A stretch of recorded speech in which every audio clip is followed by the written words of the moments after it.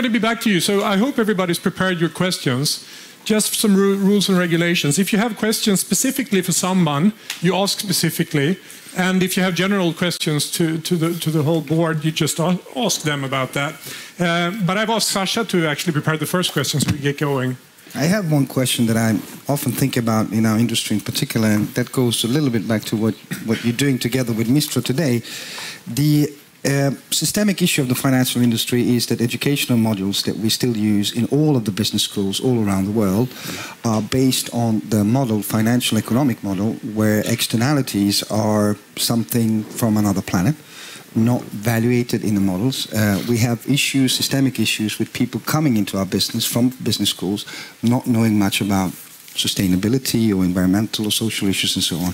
Isn't it so that one of the things that we really need to focus on is to rebuild or broaden the scope of educational model? Because we get the problem, I mean, not problems, but we get the things into the system, we get the people outside the system, then we need to reconvince them that the business case for sustainability actually exists, because they've been they've been taught for 4 years or 5 or 6 that that's not the case. So I'm thinking about the educational side of this. How important is that?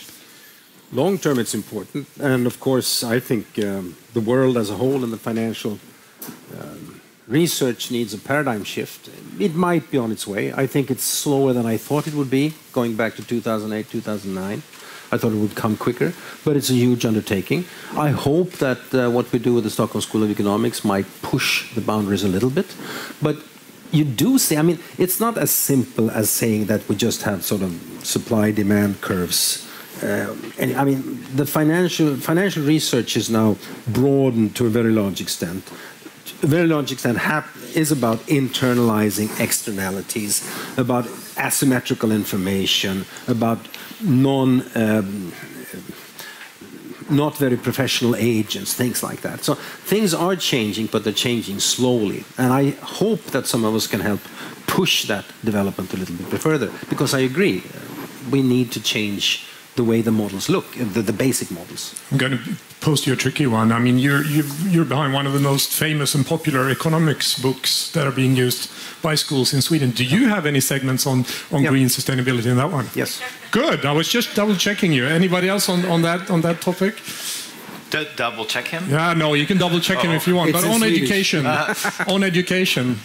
I completely agree. And the one bit of good news is increasingly, and I look around the room here, there's not that many folks who are 21 or less, or 22, but we find that the folks who are coming out of university now have a much different perspective and are expecting that the organizations they work with will have different values and more appropriate values. So I'm actually confident that the younger folks will help us make this transition, will help them make the transition in the universities as well. We're doing quite a lot of work. Oh, I think I turned this on. Yeah, on it goes, yeah. Through the RY Quarterly, we're doing quite a lot of work with kind of taking academics who are writing on this level and disseminating, as I mentioned, and also with the Academic Network Conference, we're trying to encourage not only professors but also up-and-coming MSc students to actually consider doing work on responsible investing rather than more mainstream. I've also been very encouraged with organisations like the CFA, who really are in charge of kind of educating the next generation of CIOs, and they're beginning to put responsible investment into their curriculum. I think we can all encourage people. In Montreal, we had a panel of professors as well as asset owners and investment managers, and someone there said, lobby your dean, and I think it's a great expression. So everybody's been to university, go back and encourage them to think about this.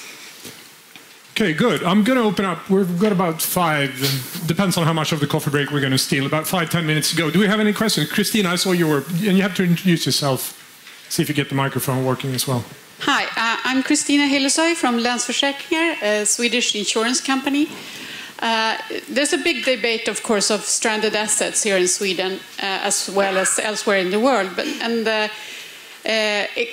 Divesting from stranded assets seems to be the easiest way, but what about engagement? Is it possible? What is your view? Is it really possible to engage with the fossil fuel companies, and will they really change? Oh, well, that's a tricky one. Everybody was looking at me, and I'm not going to respond to that one. Does anybody else want to respond to that one? Yeah, to some extent it is, but it's depending on their own dependency of the type of the fossil fuels they're actually working with. If you have a coal company with 98% of revenues coming from the coal mining, the opportunity for them to change a business model is probably very small. So you may engage as long as you want, but I think it's depending on what type of the industry. And I don't think it's black and white in that aspect that you just need to sort of walk away and stop investing in some of them. It's engagement as a mean, as a tool, I think is an option, but I wouldn't say that it works in all cases. I don't want to harass you, but in the AP fund system, there are obviously very different views. Yep. Yeah, one of the AP funds saying, we'll take this fight, and you have another saying, we will not, and then you have some in between. So it's an open question, how this will go. We don't really know yet. I think one of the issues with divestment is, in this market of supply and demand, someone's got to buy that coal company that someone's selling, and it depends who are those buyers, and at some stage those assets will become so cheap that the annual revenue that's coming from creating this coal and selling it on is going to be great, even if you just run your model for 3 to 5 years. So I think we just have to be very careful about the impact that divestment makes. Does it actually put up internal rates of return or not, or does it just mean that there's other owners of that? Engagement, I think it can achieve some things. And if we think back to these POI numbers that in theory POI signatories own 50% of some of these companies, if there's enough collaboration and joint engagement, in theory, there should be enough asset owner and company pressure that things can change. And we've heard some story where strategies are beginning to transition towards a low-carbon economy. I think just to end this discussion, we had a big discussion in London last week regarding this, and one of the takebacks was actually that be cautious, because what you divest, your hedge funds might end up buying at the tail. So you have to check your hedge funds as well, because they're absolutely looking at coal at the moment. So if you have a proper strategy, be cautious what happens in both directions. Okay, more questions yes, please introduce yourself as well. My name is Helene and I work for the Swedish Agency for Economic and Regional Growth. I seem to be the only person from an agency here today. Anyhow, what Klas Eklund is saying, I think it's most interesting, because you're talking about long-term responsibilities, political ones, right, with subsidiarities and tax regulations that can be steady for a long time. I just wonder who from the industry side, from the finance sector, is actually giving these important points up to the government, even though we have a very unsteady government for the moment. And by the way, just the last thing, I think that Coach Eklund, whatever government we get, you should be actually an advisor to that government on these issues. Yeah. You should be absolutely excellent. Thank you. I'm not sure about that one, but that's your opinion. Okay. Actually, I am an advisor. Was both the last government and this shaky government we have right now. So. All right. Well, was it a question for me? I think so. No, I don't. But there is no real industry spokesperson in this issue. No, it's not. Unfortunately. It's a question of a number of companies and a number of analysts who sort of push the envelope, but I think the main pressure on the politicians right now so far has come from NGOs, media, normal people, the voters. But I think that the situation might be gradually changing. After Copenhagen, with the fiasco there, and things haven't improved that much. Sure, there is a deal, whatever it is, between Obama and Xi Jinping right now, but we don't really know what it's worth. But I do see a number of companies sort of moving ahead faster, and also telling the government that if you really want change, you need to do all these things. So there's pressure on governments from both sides. But on the other hand, as we all know, in a financial crisis with slow growth, there's also pressure from the opposite side. Look at the US coal industry, for instance. This is a race with time, in a sense. My point is simply that you cannot really expect the financial sector as a whole to do all these necessary things unless it is helped and pushed by the political sector. But it needs volumes. And there is one thing that she takes up that I think we should discuss in this context, and that's long term. What is long term? What is long term in the financial industry? What is long term in asset owner industry? I mean, it's so interesting to discuss this because when you talk about long term, the trends that you're looking at on our 10, 15, 20, 35 years. Yeah. We are evaluated on a monthly, sometimes yearly basis, quarterly. If you want to talk long term, then we need to change the mandates and what we are evaluated on. And this is a systemic issue for our industry. And I think that's important to discuss when we talk about long. What do we actually mean by that? Yeah, and I think that's something you guys at Generation has been actually, you asked for a really long-term mandate. Yeah. And that's actually quite honestly asking for a lot, but you've been able to handle it as well. What's your experience on that discussion? The time frame that our clients have given us is our single most important competitive advantage. I completely agree with you. Our clients have given us 3 to 5 years to prove our skill, and that has given us an opportunity to make some decisions that we know our colleagues or competitors in the asset management industry are not able to make. So we're very clear that that is absolutely the most important thing we have going for us. And then, of course, if you couple that with the thinking around sustainability and partner that, it becomes a very powerful tool from an investing perspective. But I completely agree, time frame matters a lot. And if you're evaluating managers on a short-term basis, you're really evaluating traders, and that's very different than investing. Okay, I can see that people are getting the sort of I need coffee eyes. And I totally respect that. I do that as well. But Lynn, you want to go for a question? And please introduce yourself. Hi, thank you. My name is Lynn Lurpold. I'm at the Stockholm School of Economics. So I thought there were some really good questions, and I'm also thankful for really interesting presentations.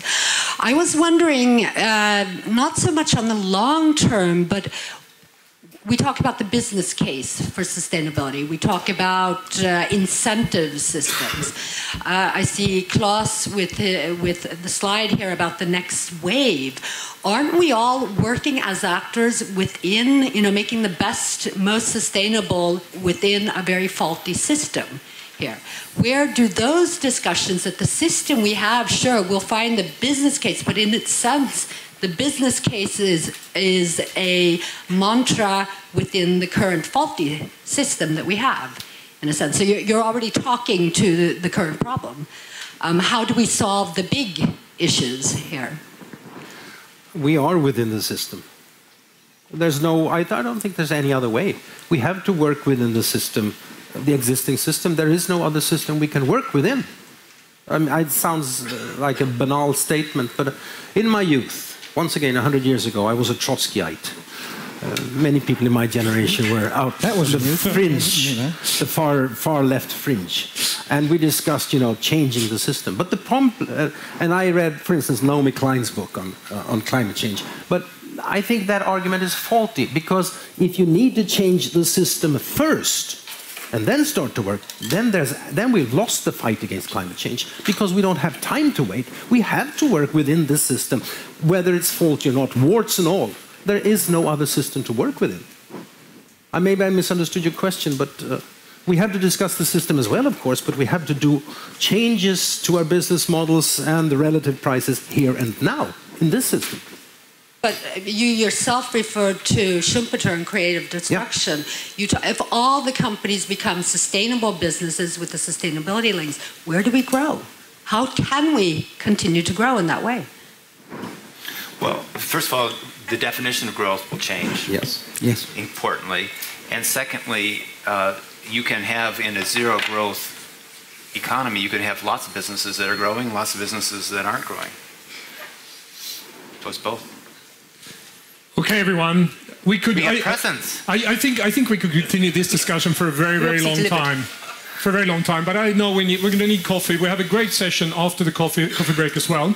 It's this time of the year here in Stockholm that we give away the Nobel Prize. Your friend Al has got one in real life at home. You can have this chocolate one, and you can compare it with Al's, I was going to say, and you can say mine is actually better looking and better tasting than yours is. So thank you very much for joining us. Pleasure to have you here. Thank you, Helen. Thank you very much. Sean. Thank you. Wonderful. Thank you, guys. Thank you. Bra, toppen. Bra jobbat.